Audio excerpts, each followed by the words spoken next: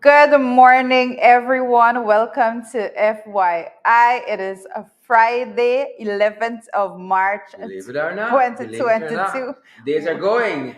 We are Yep, we are here. We see a lot of person in the lineup waiting this fired up, morning. Fired fired up, up. Beatrice, Gavin, Peggy, Chevon, Beatrice always fired up. Guyanese, Brown Sugar. We hear you. We hear you. Guyanese brown sugar, we love you. We love the brown sugar always. Oh my goodness. I see Jen Jones there this morning. Good morning to you. We have quite a few persons that are actually Yeah, hashtag quite new yesterday. quite a few special people. How nice.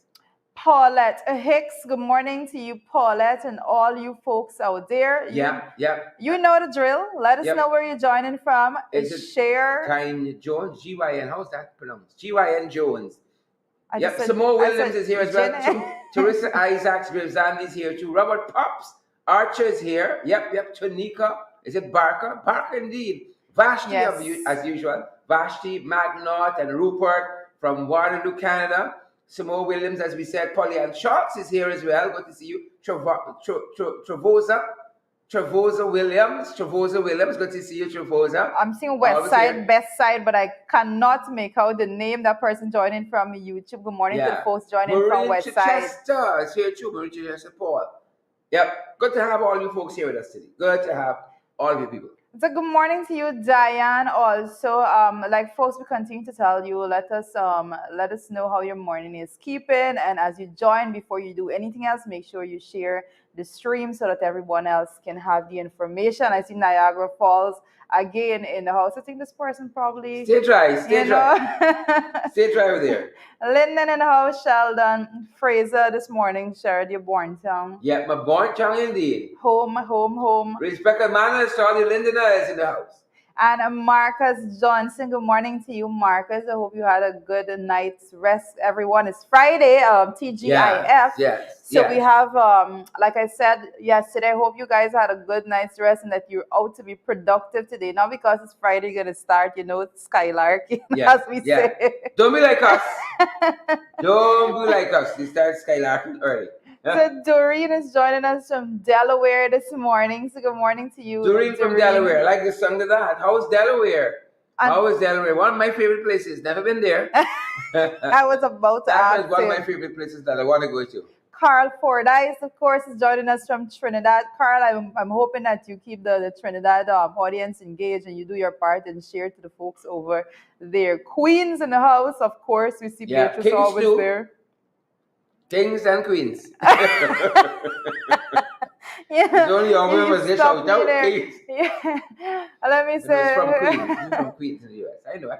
Yeah. Oh my God. Kings here too. So Harry Turan is already saying that bus fare raise in Barbies from $100 to $160. Thank you for that bit already. Yeah, about that too. Persons feeling the pinch.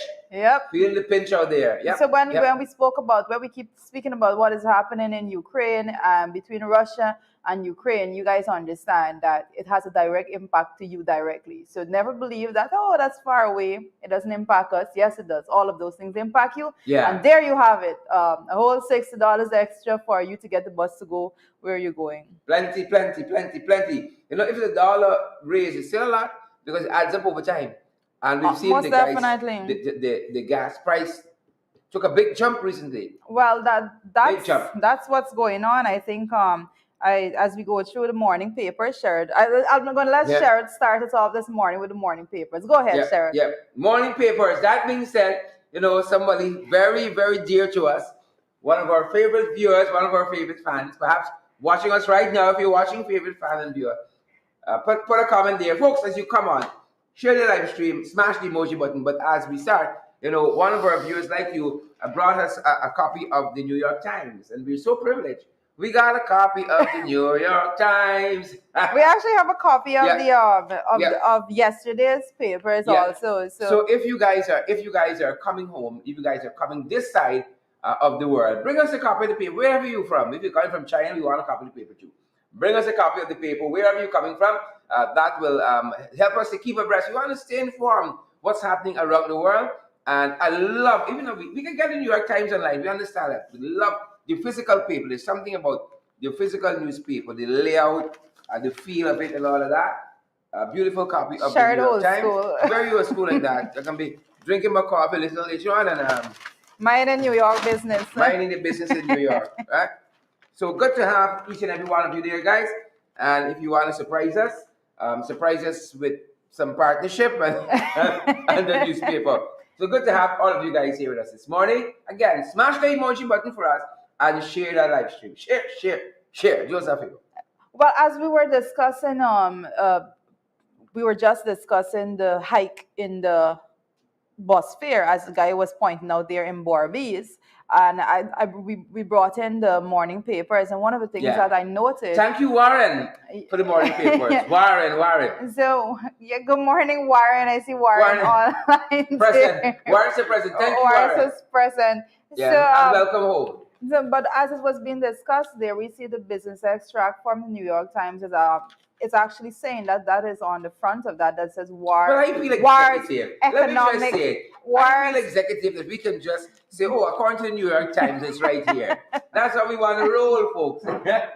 That's how we want to roll. But it goes to say war's economic fallout, skyrocketing gas prices and volatile markets. And this is basically global. And you're reading from the New York Times. Thanks to Sharon, Warren. and thanks to Warren, we're seeing it right here. Wow. We have it in hand. So it's good to have these bits of information. And like Sharon is saying, it's an art form that needs to be preserved. Yes, we love it. So love the morning. Once persons are coming, like Sharon said, you can bring us a copy of whatever paper. Wherever around the world you're joining us from, you're coming from, bring us a copy of the paper from there. Right? Yes. Yep. Folks sent us recently to some copies of some of the newspapers from Barbados, and we're so grateful for that too. Deborah and Warren are our new heroes. Thank you, Deborah, and thank you, Warren. Guys, you gotta up it a notch. Share this calling up it a notch. But some other things making the morning papers too. Well, we can see the front page of one of the papers here right about now. Barbies rice farmer clashed with police as protest action against. We're bringing some of that to you. Low paddy prices intensifies. A very, very disturbing footage I see coming out from online circulating rather. So we're gonna look at that in depth a little bit. And as you said that, other issues making the morning papers, I'm watching the one that says, President charges police force to up its game. We can talk a little bit about that too. President charges the police force to up its game. That's another issue. And of course, we have it here. One of the morning papers, the PUB had to honor promise to release list of beneficial owners of oil blocks. Mm-hmm. So they're not honoring promises. Wow, what a surprise there. Well, this is coming from. I'm shocked. This is coming from the newspapers. I must say, this is not coming from us. You're reading the headlines. Yeah, the parish people, the people not honoring promises. Wow, I'm shocked. How shall we survive? How shall we go forward? So it also says there are security guards to help police fight crime, and citizens wary about their lack of training and professionalism. Mm-hmm. Wow. Wow. Guys, it's a lot. It's a lot. The paper I'm watching on here says, lone survivor of sunken Noble House vessel breaks silence. Lone survivor. And we got a lot to see, a lot to discuss on this. You're going to want to stay locked in, stay locked, and loaded, fired up, ready to go, ready to hit the ground, running as well. Share the live stream for us and smash the emoji button, folks. These are just some of the things making the morning papers from around the world, folks. So as Rita was pointing out, reading from the New York Times. Thanks to Warren. Respect and manners, please and thank you. Respect and manners, Warren. I don't think Crystal Grant, hold on. Beg your pardon. Crystal Grant is joining us from New York. Crystal, good to see you. Crystal Grant Richards, I beg your pardon, the lady gets spot, Chigana. I'm sorry. Please and thank you. I'm still waiting. Hold on. Thing there. Let me send you the program. Affiliate in the ring. Thing there. You don't worry, my sister. Thing there. Okay. It's I was just looking at Sherrod actually. I reminding persons to share the live stream, and as you reminded persons, I am missing the action that goes along with the share. Like I don't understand. It's because it's Friday. You're not up. Share. Smash the emoji button. Smash. Guys, we try to hype you up in the morning as much as possible. We want you to go there and have. I ready. Those who joined in the ring last night, you see the man in the pool. I really like the man. I'm ready. He was not The ready. man was ready. The He man was was ready. not The man ready. was so into that. So into that dance last night. It's So into not that fair to the music. person that He didn't was see that there. video, He but was there. we're not gonna do that this morning. We can look at it again. Maybe. Maybe. That being said, folks, these are some of the issues making the morning papers, as we said, from the business pages of the Times, the economic, the economic fallout, the worst economic fallout from the New York Times, folks. Live and direct. I beg your pardon. If you are looking for bringing two papers for y'all, we sorry. That's how we roll here. That's how we roll. Antonio Supnandan, good to see you. Veronica Primo Wallen says, I'm watching. We see the eyes there, Veronica. What is her fan's name? Parushram Kishore, is it right? Parashram, Kishore, Cecile Ogle, Sharon McKenzie. I think Kishore is saying I think some comments he would like to have read, but I haven't seen the comments. So we haven't Antonio gotten that. Supnan is joining us all the way from Canada. A lot of Canadians here, man. A lot of Canadians are here, and we are so grateful for that. I don't like how this thing blocking this paper. Listen, Sharon's going to read every word in that paper, yes, we can read Warren. every So word. you have We're no gonna read every idea. word. Every word. Yeah. Thanks again, Warren. What else do we have happening? I think we are on to the morning trend. Have we gone to that part of the program? Okay? Yeah, we can What's go. trending? What's Actually, trending? What's in the I morning think trend? we should go on to the morning trend this morning, and I feel What's trending? living the dream, Sharon. As we look around the world, what is going on? Let's look at living the dream because we have and I think the guys are asking us to just hold a bit Set aside, you know. on that. The guys are asking us. The set aside. The set aside. Share. They say Share. you guys need to share. Right? That's it. That's what they are. The control telling us, and you gotta smash. Smash the emoji button. Smash the emoji button there. Oh my goodness. So as we can we move forward now? I think we can. Okay, Yeah. great. So when we're looking at the international news, one of the things that caught our eyes this morning actually was from CNN Travel. CNN Travel is actually bringing some attention to a group of guys that bought a Caribbean island to start Wow. to start their own country. I'm a bucket list. Buying an island. to Buying an start island. to start their own country. So if the guys can actually pull that up for us, we see a group of guys. I don't think I'm seeing the group of guys. That took a while. Okay. Yes. You paid our bill for the month? So a group of guys actually bought a Caribbean island to start their own country, as it said there. So they actually started a fund, a public fund to buy this, and I think it's in just a few months they raised like 250,000 US dollars with the public funding this idea for them to buy an island to start their own country. So you know, I like that kind of adventure. so it's really strange. So they have this plan to have their own flag and everything, but obviously it doesn't fit in with the international guidelines and standards as yet. So we don't know where this is going. Yeah. But and it's interesting to see that a group could just come together and decide that they want to buy an island. I'm sure. I think they're calling it Islandia. Islandia is the correct I'm name sure there. there are people living in a place where they got some leaders like us. Right. You know, like we have here. You know, I want more country right now. Right. Give me a little 2x4 piece of land. I think I want more country too. But what is interesting is the fact that you have so many persons out there that actually wanted to fund that, like 250,000 People US, trying to couple of escape months the madness. to for them to fund. I think the idea of having a space that is separated from all of the craziness that is going on People is looking for the old intriguing. utopia. You know. Yes. I don't mind being part of that. You know. I don't mind. Share doesn't mind being part of that at all. No. So when we're I'm out live here, for you every day from when we're out here doing all Islandia. sorts of stuff, persons out there buying islands, you know, that's trying to form their own country and all of that. So that's what's going on there this morning, guys. Internationally, Internationally, well, coming closer to home, we must come closer to home very, very early this morning, and just like Warren, he's right at home this morning.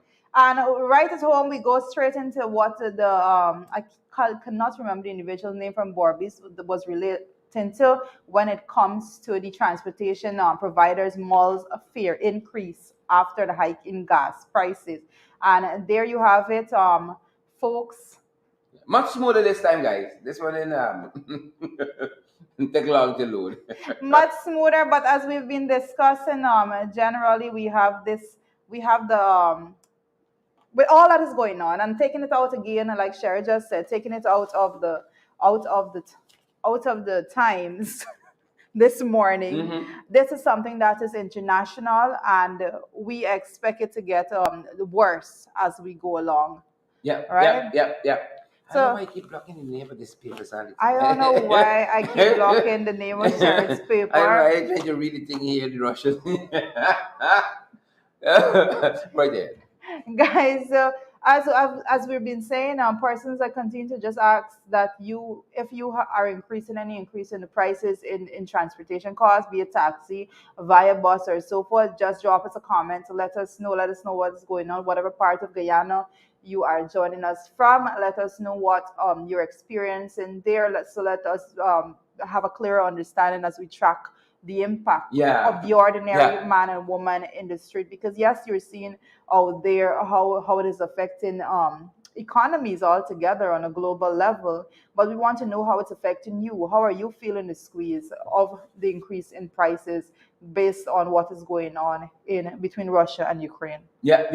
And again, the prices are going up. Mhm. A lot of people commenting on social media, and as Guyanese, we always find innovative ways to get around these things. We've been suffering a long time, struggling a long time. People find a way. Yep. People find a way. People earn some very meager salaries like us, and they find a way. We got to find a way, and that's the innovativeness of Guyanese people in general. But that being said, there was the annual police officers conference yesterday. Yes, we spoke about that. There wasn't any real news generated from it, where the chaplain is chaplain of the Guyana Police Force is concerned. We know last year the man had a fiery prayer that caused a lot of people anxiety and emotional distress, and caused him to be fired after that.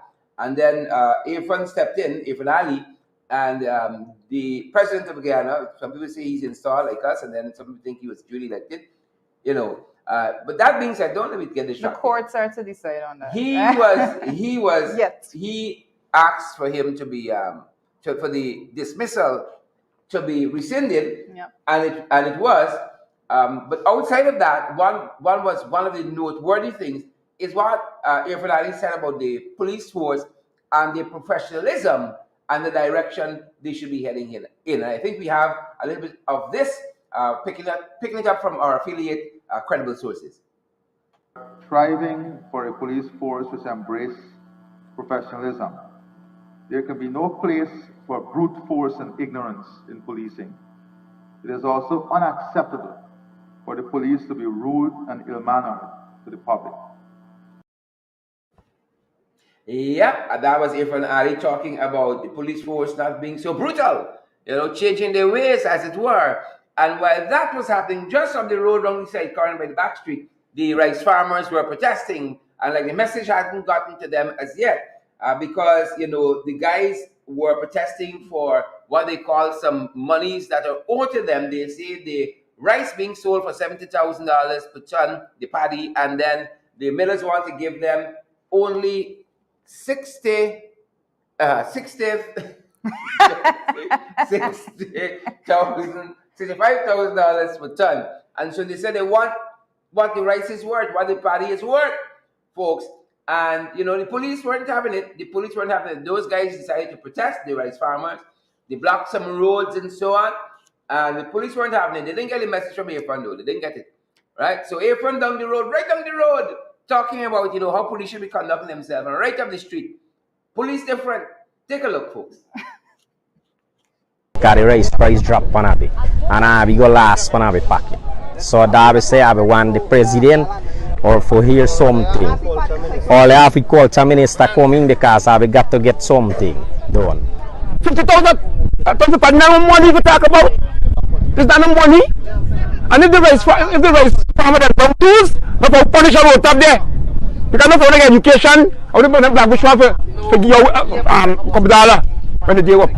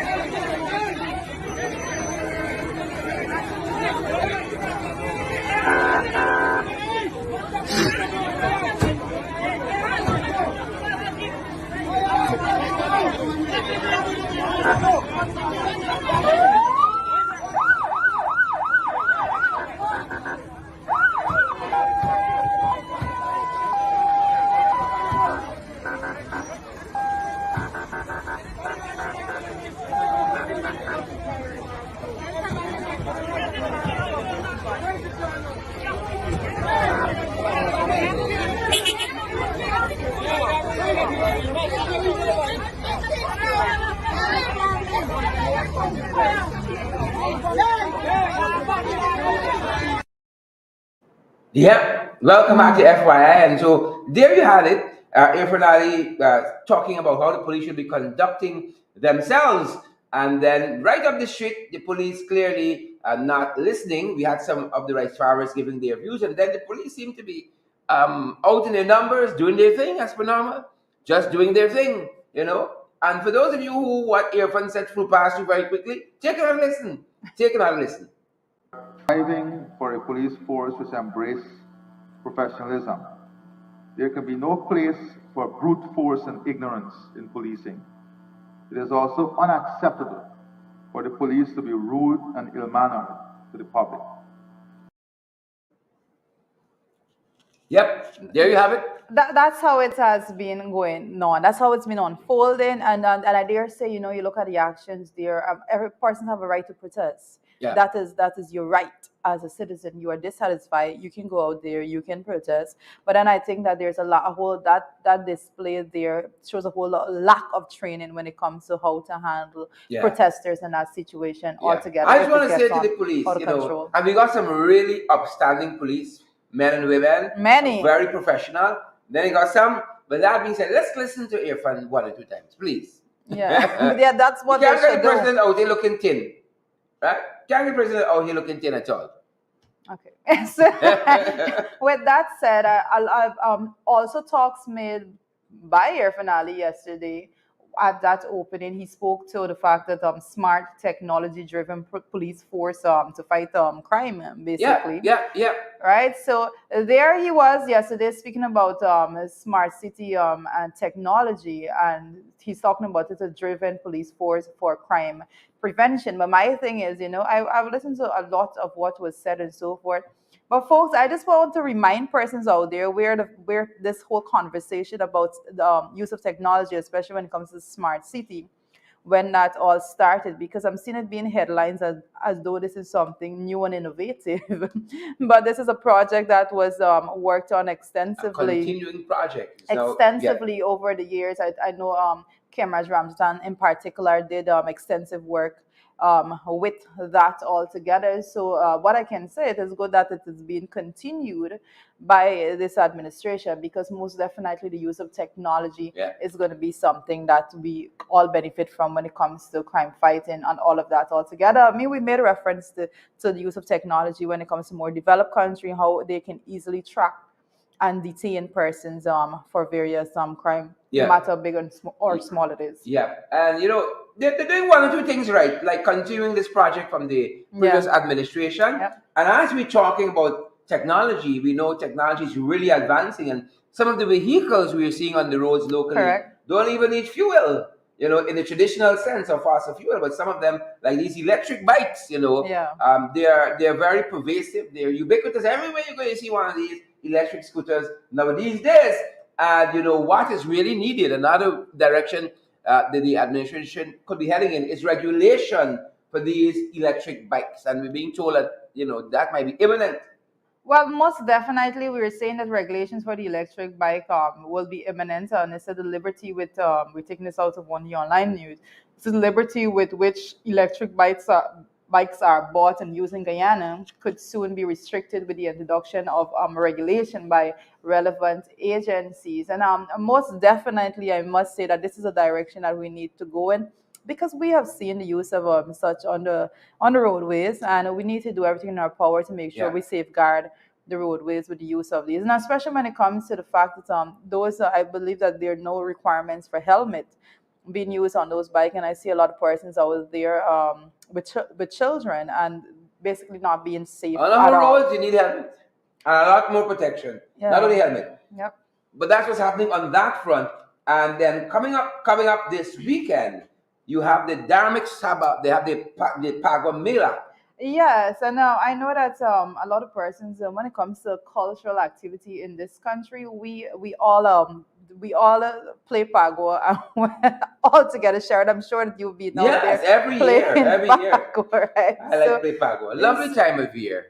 So we have all the lights and so on. It is a very lovely time of year, but there's no lights, Sharon. So no, we're sure. Listen, folks. Sometimes I swear Sheriff Wilfrey says these things. And he says that he looks at me like all the lights. All of the lights and so on. That's Lovely, the lovely time of year, folks. I'm looking forward to that Saturday. colors. Lights have colors. All of the lights. Looking forward to it. Looking forward to it, folks. Looking forward to it. Lovely time of year. Lovely. So that's what's happening on the weekend, folks. So folks that's going to Yeah. engage in that, encouraging persons like we've been admonishing you, COVID is still out there and so forth. You have to be safe in your activity and participation in such activities. Yeah, but this other issue that we have on the morning trend was quite fascinating to us. A local logistics company raises Yes, bars oh with my international gosh. anti-bribery certification. I was wondering, how do you get this? How do you get an anti-bribery certification? Wow, This is interesting to me. Well, Anti-bribery certification. Well, I am always excited, happy to see that company all together out there doing what they're doing. I don't know I don't know, and I can't speak to what persons actually have to do to get that certificate. Anti-bribery. What does the government do to get this here? Well, I was coming. Get the I anti-bribery was certification. coming to that. We need to expand this program. It sets a benchmark for the administration Yes, right to get about its own now. anti-bribery certification. That's not gonna happen. It's not gonna happen. It's a But- big certificate. Two people there will love this certificate. Guys, can we see that again? It look heavy too. There's a lot of work you gotta do to get this certificate. Oh Huh? my goodness. Look at the size of this one. It's huge. It's a big certificate, right? Anti-bribery. Anti-bribery certification. Interesting. proper- International anti-bribery certificate, right? This local logistics company, Custom Brokerage Inc. And kudos to them. Kudos to them. Most definitely kudos to that company for receiving that certificate, and we encourage that other persons, Yeah. other companies can follow suit and actually go ahead, do the research, find out, ask a friend, tell a friend, how do you get this Yeah, certificate? anti-bribery certification. Remember at the PS Sharon Hicks? This is going to be a course, a recommended course. Anti-bribery certification. Yep. Oh my I'm goodness. certified now. I'm taking bribes. Yeah, moving on. Moving along, Moving on. congrats to you guys for that. Yeah. Moving along, we have the National AIDS Program. Is Not an actually interesting one. very interesting because today we were picking up out of one of the daily newspapers that the National AIDS Program is counseling a married couple that was involved in that Facebook feud, basically. Yeah, the wife went live because She was livid. the side chick posted the woman's husband on her Facebook profile. Yes. Was bold and brazen. It is alleged. It is the alleged. side chick posted the husband of the lady, and the woman came on Facebook Live and was livid. She was angry, and she said some things there concerning their medical health and so forth that the other woman should be concerned about. And so we bring it to us, and as Julia told you guys, that the National AIDS Program has now stepped in and they're counseling the couple. Yeah, but that Take your medication and live long, the woman said. that's what she said, and most definitely it was. I look at the video and you can see that there was the person there. She was very emotional, was very hurt person Sensitive altogether. issue, very sensitive. So because of the sensitivity of it, kudos to the persons there at the National AIDS Program that is conducting that counseling, a much needed counseling, I must say, and we're glad it's going in that direction. We are, Trita. Right. Very glad. Our person of interest this morning. Yes, I like Our this one. person of interest. Folks, our person of interest is none other than, this is a Lance Corporal in the GDF, Mr. Wilson. Right? Mr. Wilson. And Corporal Wilson just recently was very, very instrumental in delivering a baby in one of the far from recesses of our country. He was very, very instrumental, and we really want to say to Corporal Wilson, respect and manners. That's how we check it here. Respect and manners to him. And in just a second, if I can just find my notes, the guys tell me have this ready as I come on, but I don't like here. Sometimes it's Friday, so I get a little old way as the week wears on. And Corporal Wilson did a fantastic thing. He's part of the GDF, doing these kinds of missions ever so often when called upon. You all only think these GDF guys, they're in the what do you call it? They're Ankoko blocking bullets? Well, No, actually, they're not.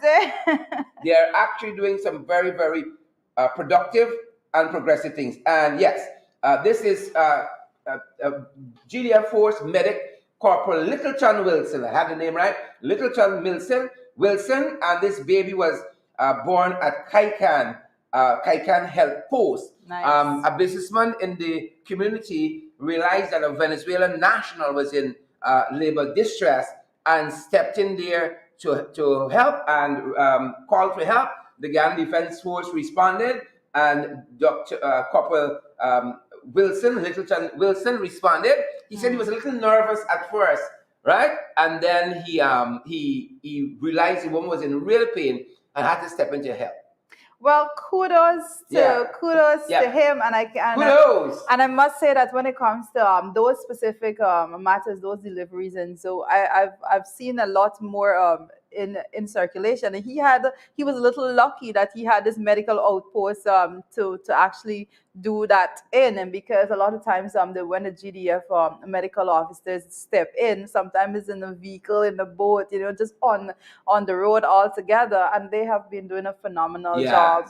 So respect and manners to Corporal Wilson. I was telling our viewers last night, because we picked up on this story in our affiliate program In the Ring, and I was telling them that this whole concept of we having a baby, it came into sharp focus when he said he saw the distress the woman was in, and he was nervous, but he quickly remembered his training and that stepped in. I remember when my wife was giving birth to my last son, since then, I was allowed to go into the birthing room. I'm happy they have kind of renamed. We used to call it the labor. Labor something. Delivery room. Delivery room. Now it's the birthing room. I like that concept of new life coming into the world. This special room, and they allow me as the husband to come into the room. And when I saw my son, little big head coming out there, I said, "This is my child." Well, I realized when I saw the agony, because at one point my wife was really under some stress there, and they had her standing up, and the nurses were really cheering her. It was a lovely experience. Then when I saw that head popping out there, I said, "We not having a baby, Zugio."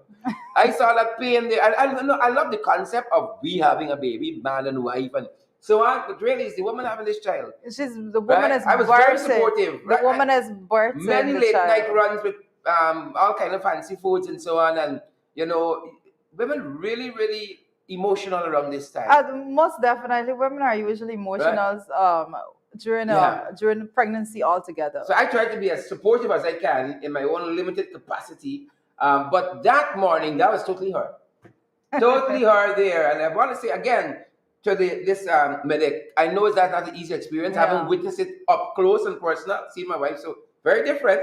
Very different. Respect and manners to Corporal Littleton Wilson. And best wishes to the mommy and new baby. Yes, yeah.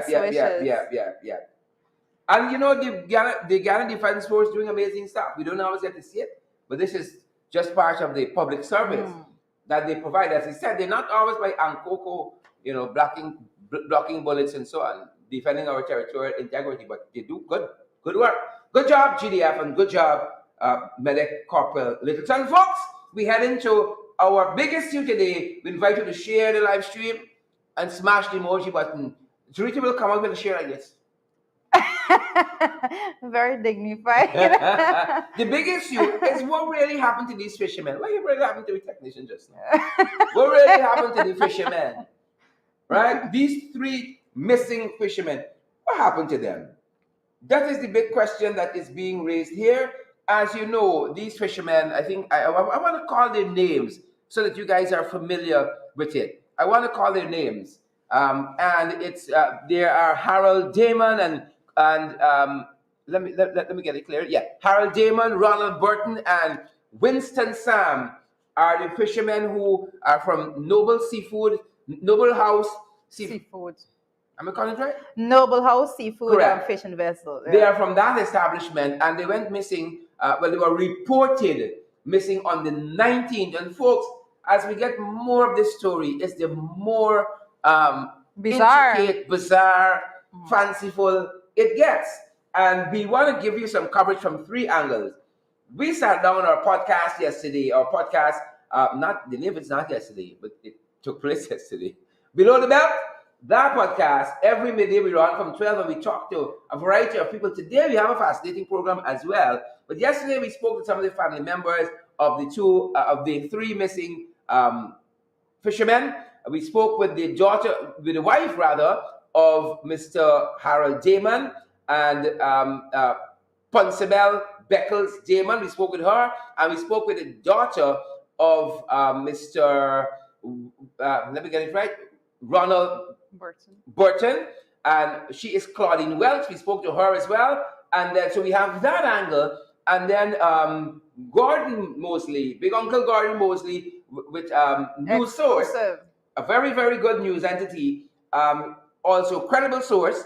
He interviewed the lone survivor. Let me get his name right. Vincent Dazel. He interviewed Vincent Dazel, and coming out of that, Minister One Edgel, who name get called? Edgel, your name getting called, boy. Your name getting called. He responded to Mr. Dazel's interview by Gordon Mosley. So let's pick it up, folks, from our interview, our initial interview, because it seems as though we got the ball rolling, and from there, this issue is now back front and center. It's on all the newspapers covers locally this morning. Front and center. Let's pick it up from our interview, where the daughter and wife of one of the fishermen and another one narrate for us what they've heard and what they think transpired. Take a listen, folks. I'm a working daughter. Oh, go right ahead, Claudia. I work on sea for the next 5 folks, years. members of the public, this is the crew member, the one of the three crew members was Mr. Ronald Burton, and Claudia, as she said, is his daughter. Yes. Right ahead, Claudia. Yeah, he worked over 6 or something years on sea. Mm-hmm. Yeah, and he left to go to sea on a Sunday, this 19th. No, the 19th is when we get the report. The 19th of February. The boat sank. Mm-hmm. My family, my mother, my brothers, and everybody, we went to Noble House. And they have no knowledge about that, the sea as yet. They didn't tell nobody that's how this boat sank, or nobody knows. On Sunday, on the 20th, we went to make a report at the Agricola Public Road Police Station. Mm-hmm.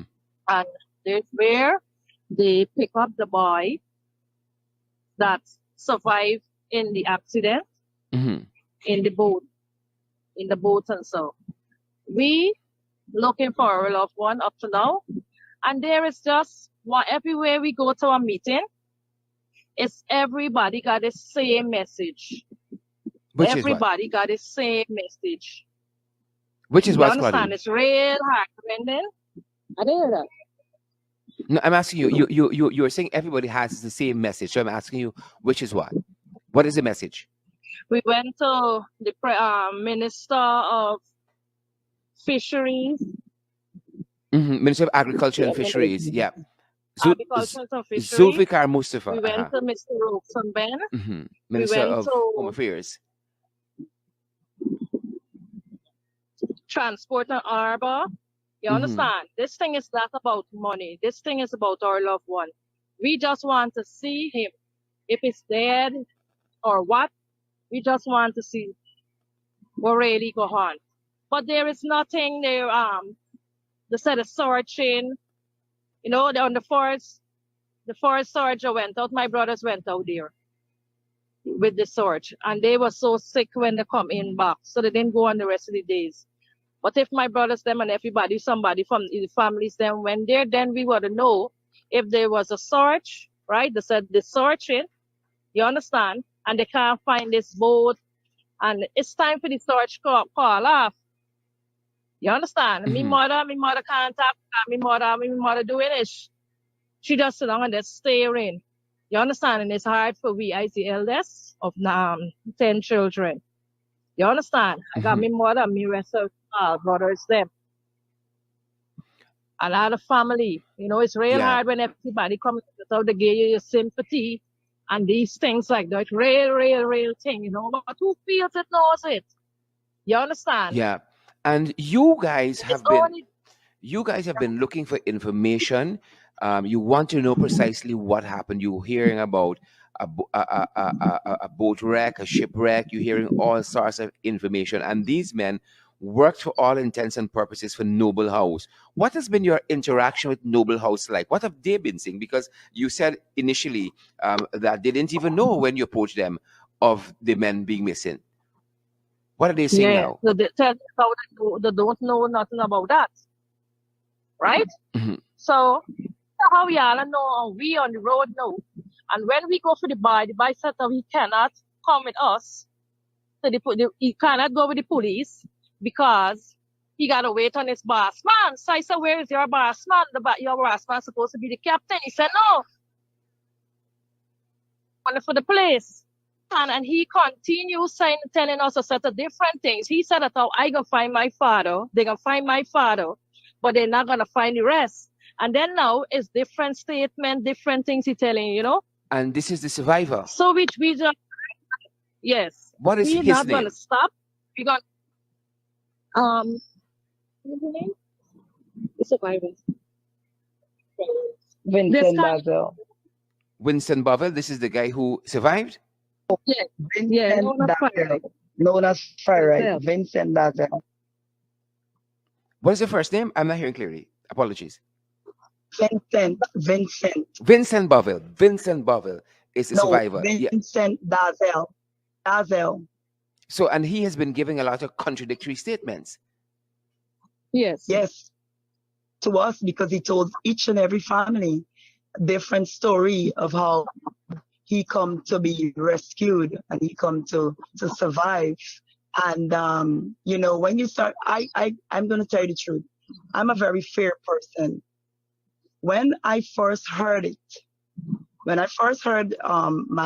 our eldest, came in and was banging on the door in the night. That's the 19th of February, the Saturday night, and was after 7, almost going to 8, I believe, and banging on the door, and I want to know who's banging on the door.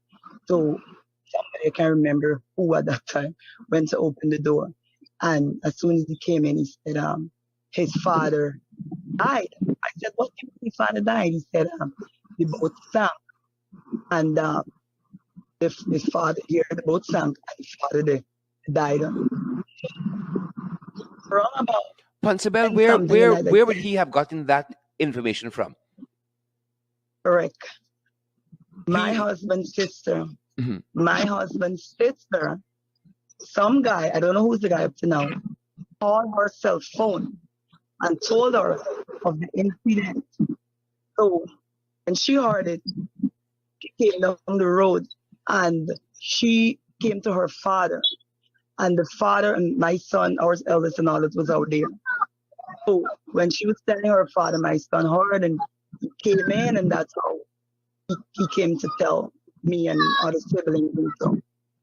And I want to say this here. Thing is, around after 10, 11, or before I say that, our eldest, my husband's sister, his father, brother, the Welch family, and I believe, if I'm not mistaken, person from the Sam family, they went to Noble House, because remember now everybody hear this message. So everybody went to Noble House. I wasn't there, I was home. They went to Noble House and they go to find out what is going on, because this is what they heard. Thing is, Noble House, they were informed that these family members were out there concerning this incident. They did not come out to them at a set time. That's what the family were saying. They had to actually throw a tantrum, misbehave, in order to get the attention. Richard, the fleet manager, he came out along with some other guy. I don't know who's the other guy. Came out to them at the gate. They asked him, and I heard he speak in a very low tone of voice, appears to be very nervous. Because when my son told him, I'm the captain's son, he appears to be in a very low tone of voice, very nervous, and speaking quietly. Now, people are asking about the loved ones, and you're speaking quietly. They said how they have learned about this incident the night You heard Miss Welch could say that they said they didn't hear anything. Well, they said how they heard about the incident the night and they reported it, of which that comes to be not true. Anyway, from their numbers exchange, that's how I got Richard's number. I called him even to then. I wasn't called or anything. I called him. I asked him concerning the incident. He said they heard of it the night, and they went and they make report, call some Martine, and they make report. We asking them where and all that. Said Rumfeld and all this. All right. Same night, around about 10 minutes to 11, we were about to go to the station to make a report of what we heard. Goes the supposed survivor coming through, right? We all gathered to him under the shed, and he turned and he said to us, we asked him what happened. Yep. Well, a lot. Very interesting. A lot being said there, and one thing that we can all agree on, and we've been following in the comment section, also persons listening could that's saying, a lot of things doesn't add up all together, and the more you listen and the more information that's coming out, the more bizarre the story gets all together. And in addition to that, we like to bring, when we bring the information, we just bring it from all angles. And one of the things that we that's circulating there right now, like Sherrod said a bit earlier, that news source actually did an exclusive with the lone survivor of that tragedy, Vincent Dazel. And we have a bit of footage from that interview that was done by Gordon Mosley, and we'd like to bring that to you because the more information we get, the more context could be given to this tragedy altogether. Interesting. Take Very a listen. much so. Take a look. We retired to bed around minutes to 3. And we were scheduled to pick up at 6:30. And the captain called us at 10 minutes before 6. And he called me by my call name. Just called me Fried Rice, right? And he said, come and see what's going on at the back. When I go, the stern, the boat was already low in the water. Very, very low. The boat was taking a set of water. I opened the ice hole. The ice hole was, it's got some bin boards, it's called, it was all over the place, water take over the ice hole. I checked the engine room, the gearbox was covered with water. My response was that, I said, Anthony does his car name. This boat is in bad shape. And I tell the guys that just put on our life jackets, right? We did that. Then the captain picked up the VHF in my radio, called Noble House, and his words was that he called the name of the boat 307, this boat taking in water and it going down. During the time, the communication cut off, right? During the time the water, the boat just keep going down all the time, right? So he said, man, Lee gonna see if he get his phone to call the guy that is take the reports in the morning. And with that, the boat went down. We don't know if Noble House get on back to us as they claim. They said they was trying to get on back to us, but our communication shut down. When the boat went down, it go down by the stern, right? And it turned on the port side of the boat, where the other two guys, Barton and Sam, was on that side, on the door leading towards the wheelhouse. I was on the opposite side, we call the starboard side, right? So when the boat go down and turn, and as I said before, the captain went to retrieve his phone. I don't know if he make it out the boat or not because the boat go down at a moment, right? And while the boat going down, I saw a life raft, and I held on to that, and I went down. When I raised her back, all I see around me was the fishing tub, the baskets, and so on and so forth. No boat, none of the crewmen was nowhere around me. And I started to say my prayers and so on and so forth. And I was in the water for about 4 or 5 minutes. I didn't have too long, Mr. Mosley, because my hand don't start from up and thing. And little off, I see a small boat come, and they asked me if I could make it. I said no, and they pulled me up in the boat. I was black out momentarily, they know for how long, right? When I revived, they gave me an Excel to drink, and they asked me how many people in the boat. I said 3, and the guys them circled the area for a couple of hours, and them find nobody didn't float up or anything. So they abandoned the search. They carried me to Unity, where they gave me money to catch a bus to come down to the East Bank. I went straight to Noble House and I reported the matter to Mr. Luti. He is the wharf supervisor, right? He called his superior, Mr. Richard Joda, and Mr. Richard Joda informed the chief security, who's Mr. Winston Court, to take me to the Marine at the back of Rumfell, where I gave a report.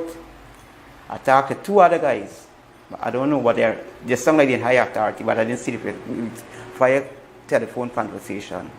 Right from there, I gave a statement and so on. It took me to Woodlands Hospital, where I did an X-ray. They find salt water in my lungs. I took saline and further medication. From there, I left the hospital well after 11, going on to 12. I stopped at Magnum. There was the first guy living, that's Mrs. Sam. And I informed his family why he's coming to Agricola. They got she just called Cheryl Lee Bergen Road. I going around there to inform the Damon's family. Same time they was coming out with a car. And they took me back by them, and I started relaying the story, and it was very, very hostile. Them and the Barton family, they was very hostile. Anyway, I ended up telling them what happened, and I walk away, right? And the morning I receive a call from Mr. Court that I must wait where side I live in, that's 36 Public Road, Agricola, that they're going to come and pick me up at 8:30 to take me back to the Marine. But prior to that, the families go and get a police van and they arrest me. The allegation was that one of them said that her father was murdered on sea and I was on the boat. So they took me to Rumfell. They put the allegation to me and they booked me for alleged murder. Right? Anyway. This was the day after the Sunday? Yeah, that happened Sunday the 20th. Right? Where I remain in custody until Tuesday, which during the time I gave statements to Rumfell Police Station. I gave statement to Providence Police Station. I went to see a board of inquiry on the 22nd, that's Tuesday. And I was released Tuesday afternoon, just after 5. Right? And since then, every day, I got a report to the station and so on and so forth. I had to go to CID headquarters yesterday around minutes to 2 Marine police officers come on a motorbike and tell me I have to go to Marot, that's at Kingston, to see the minister. I went there yesterday afternoon and he told me that he was under pressure and he need answers. Mr. Mosley, I could only tell him that what took place. Which minister was this? Mr. Edgell. Mr. Edgell. Yeah. What did he tell you? He said he's under pressure and he need answers. Right? I told him what took place. He asked me the question, but 3 times, what took place, what.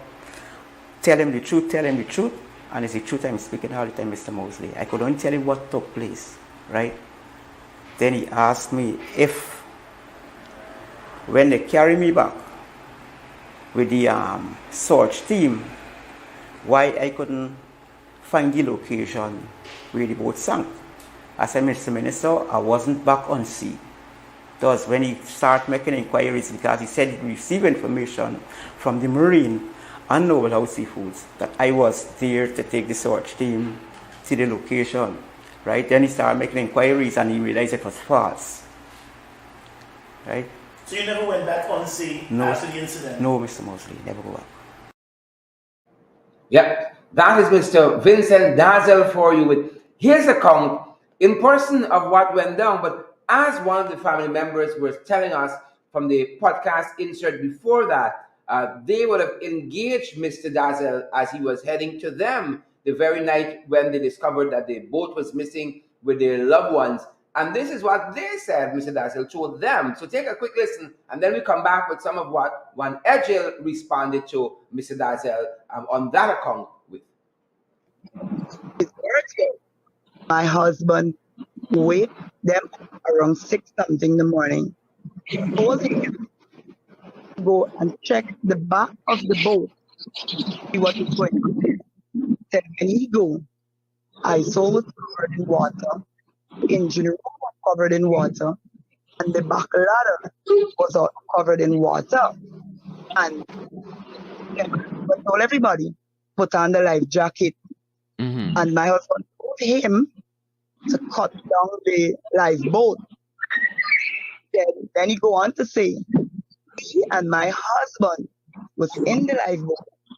My husband came out of the lifeboat and go back. I don't know how he could go back into a stinking boat, back into a boat for his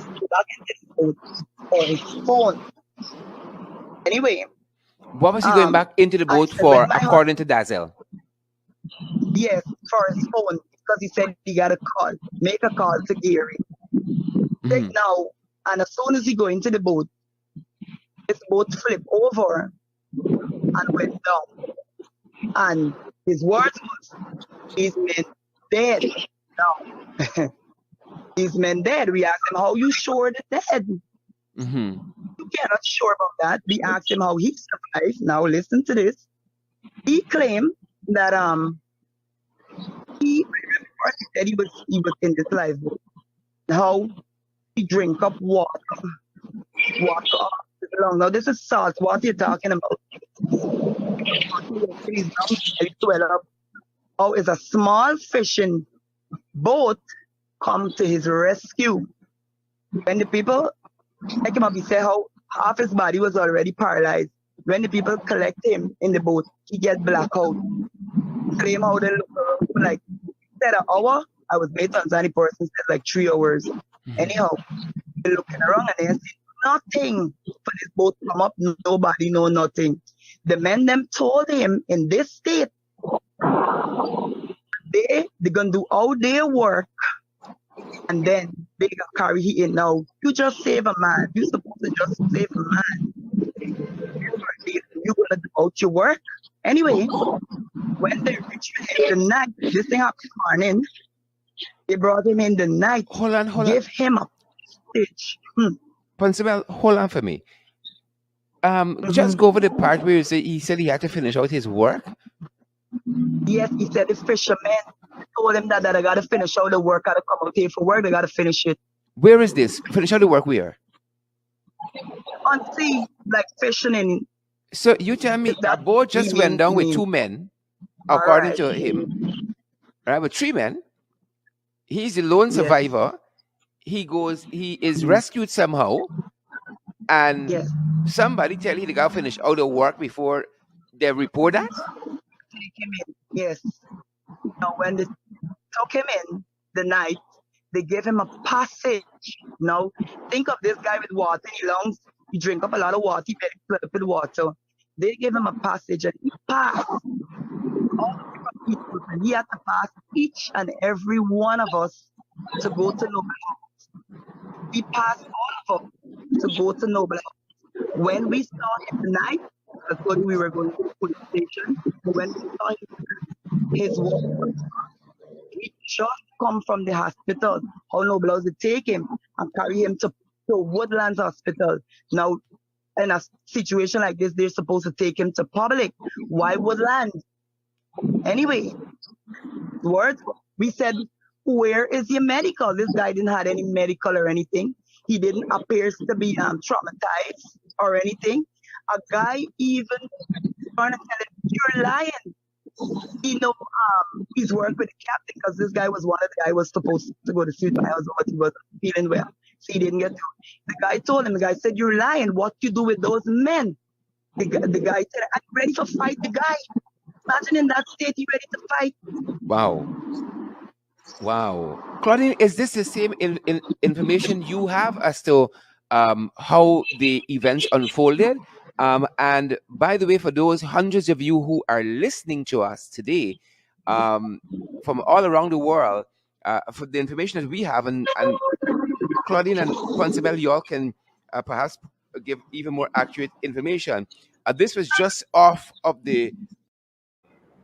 Yep. So, guys, you heard from, again, these are some of the relatives of the missing fisherman, Ponson Damon, Mrs. Ponson Damon. She is the wife of the captain of the vessel, Harold Damon. And then we have the daughter of Ronald Burton, Claudine Welsh, who also spoke with our podcast yesterday. But you heard Mr.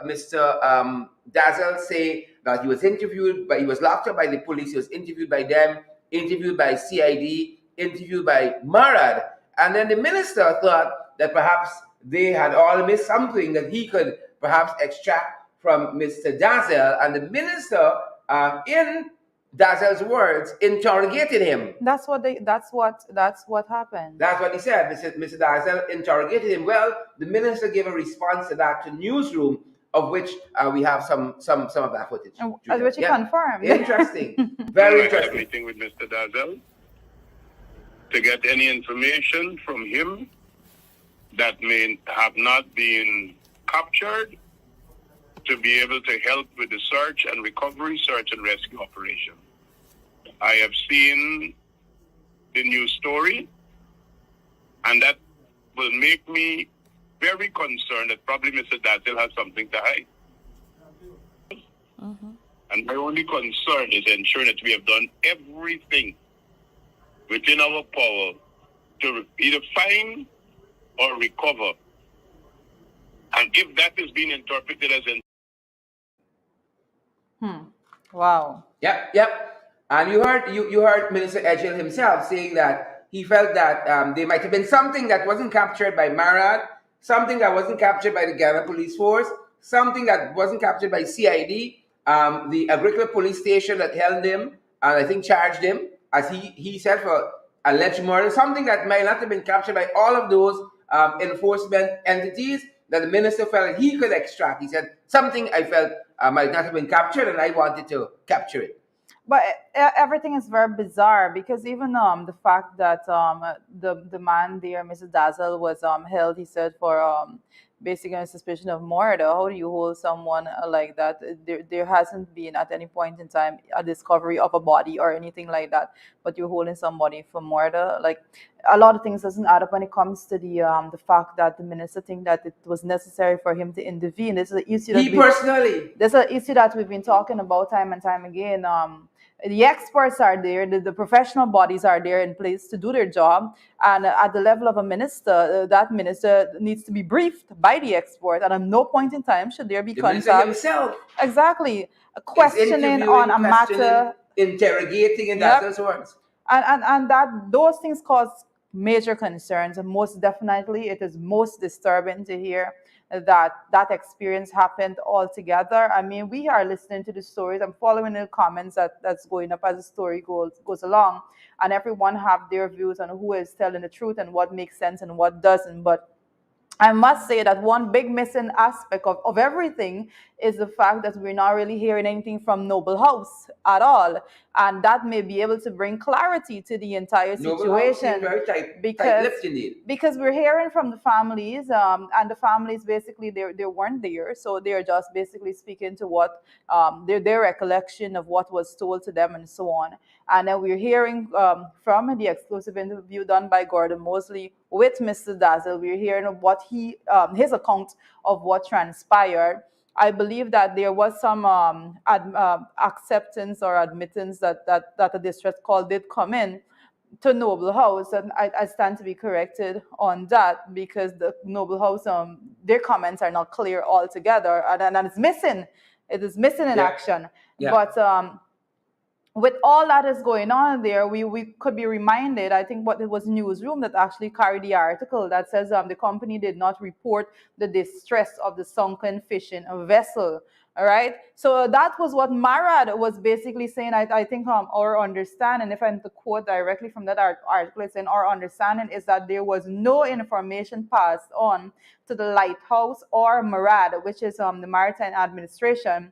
So it was approximately 24 hours before there were any official knowledge of the incident. Wow. That is what Ben was telling members of the media when that press conference was held. So there you have the individual, Mr. Dazzle, saying that a distress call was made from the boat, that the boat was going down. And there is a report that is being given by Myra, and me reported by Ben, that there was no information that was passed on to Marad about that. So there is this time lag, this length of time that there was no one out there from the official maritime body that is giving aid and assistance to actually to saving lives, basically. Interesting. So Very so the interesting. story is completely Very bizarre. interesting. It's all over. Yep. And that's the big issue for today, folks. Of course, you won't get a conclusion here. This story is still developing. We're still learning more as with each passing hours. We're going to continue to keep you guys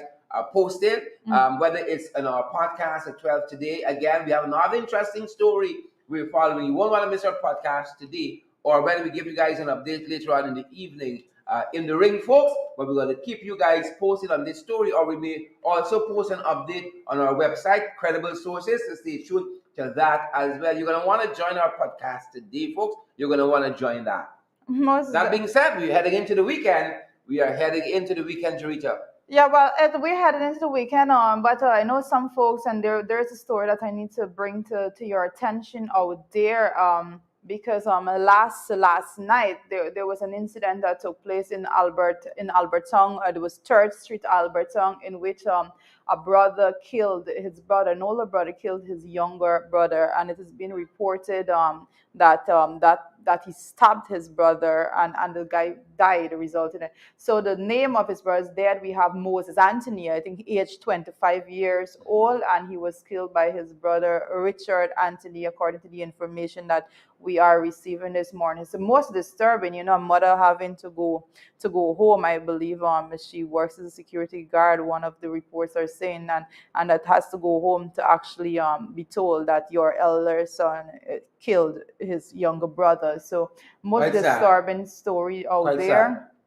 And last evening also, we continue to speak about the road fatalities and the carnage on the roadways.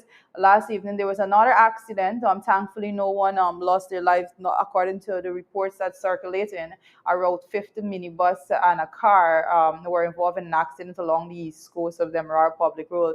And again, we caution persons to make sure that you go out there, be careful, or use the road with caution. Avoid accidents, avoid the loss of human life altogether. But to end on a more positive note, there is a bit of good news that we like to share with you this morning.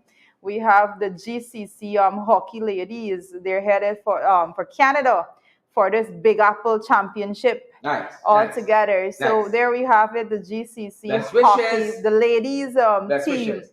is heading out there, and we wish you ladies all the best in that tournament altogether, that championship altogether, and make sure that you do your part, and we'll be here cheering you on. And like we said, we like to support and encourage young people to do their part in sports, especially. Yep. That's our time. That's our time for this morning. Guys, we're just touching the surface of the story with the missing fishermen and Noble House altogether. We will be sure to bring you more information as it unfolds, and make sure that I'll just encourage persons out there. Everyone have their opinions, but we let us just wait until we get all the pieces together before we get to our own conclusions in our heads. Yeah, and as you guys go, share the program. I was gonna share the podcast. Share the program. Smash that emoji button for us, guys, so that others can get the valid and credible information. Good to have you guys here. Simone Williams, Beatrice, Selby, Penelope, Howard, Diane, Gribbs, Andy, Leslie Charles, and all you other fantastic folks. Sandra Holder, we see you as well. You and all the other folks watching us from around the world, guys. Have a fantastic weekend. Have a great weekend. Be back at 12 podcast and then 8 p.m. in a ring. Yeah. See you guys soon. Have a good day.